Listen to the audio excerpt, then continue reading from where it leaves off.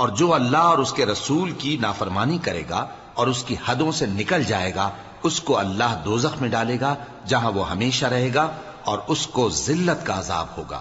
مسلمانوں، تمہاری عورتوں میں جو بدکاری کا ارتکاب کر بیٹھیں ان پر اپنے لوگوں میں سے 4 شخصوں کی شہادت لو۔ اگر وہ ان کی بدکاری کی گواہی دیں تو ان عورتوں کو گھروں میں بند رکھو یہاں تک کہ موت ان کا کام تمام کر دے یا اللہ ان کے لیے کوئی اور سبیل پیدا کرے۔ اور جو 2 مرد تم میں سے بدکاری کریں تو ان کو ایذا دو، پھر اگر وہ توبہ کر لیں اور نیکوکار ہو جائیں تو ان کا پیچھا چھوڑ دو۔ بے شک اللہ توبہ قبول کرنے والا ہے، مہربان ہے۔ اللہ انہی لوگوں کی توبہ قبول فرماتا ہے جو نادانی سے بری حرکت کر بیٹھتے ہیں پھر جلد توبہ کر لیتی ہیں۔ بس ایسے لوگوں پر اللہ توجہ کرتا ہے اور وہ سب کچھ جاننے والا ہے، حکمت والا ہے۔ اور ایسے لوگوں کی توبہ قبول نہیں ہوتی جو ساری عمر برے کام کرتے رہیں یہاں تک کہ جب ان میں سے کسی کی موت آ موجود ہو تو اس وقت کہنے لگے کہ اب میں توبہ کرتا ہوں۔ اور نہ ان کی توبہ قبول ہوتی ہے جو کفر کی حالت میں مریں۔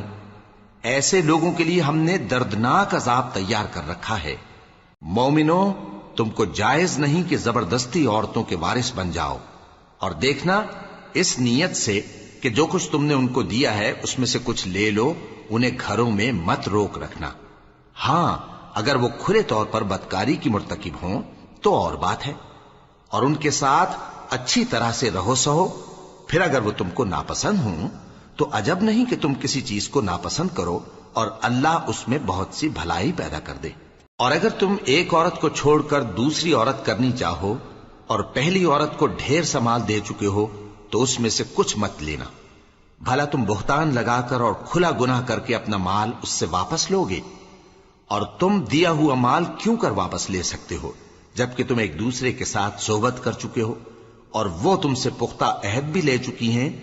اور جن عورتوں سے تمہارے باپ دادا نے نکاح کیا ہو ان سے نکاح نہ کرنا مگر جاہلیت میں جو ہو چکا سو ہو چکا۔ یہ نہایت بے حیائی اور اللہ کی ناخوشی کی بات تھی اور بہت برا دستور تھا۔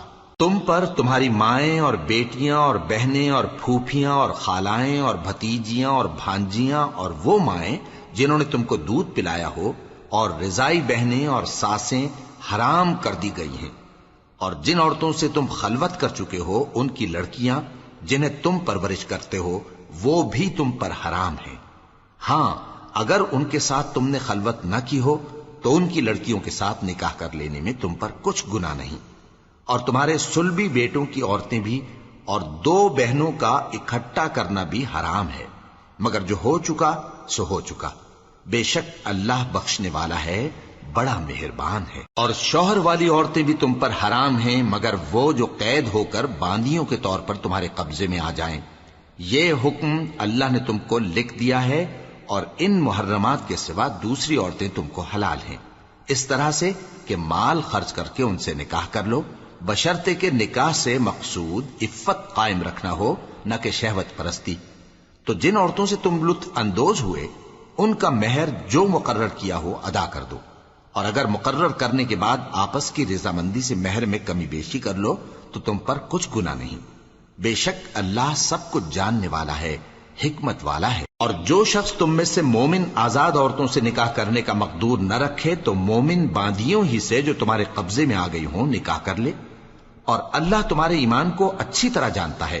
تم آپس میں ایک دوسرے کے ہم جنس ہو، پھر ان لونڈیوں کے ساتھ ان کے مالکوں سے اجازت حاصل کر کے نکاح کر لو، اور دستور کے مطابق ان کا مہر بھی ادا کر دو، بشرطے کہ وہ پاک دامن ہوں، نہ ایسی کہ کھلم کھلا بدکاری کریں اور نہ درپردہ دوستی کرنا چاہیں۔ پھر اگر وہ نکاح میں آ کر بدکاری کا ارتکاب کر بیٹھیں تو جو سزا آزاد عورتوں کے لیے ہے اس کی آدھی ان کو دی جائے۔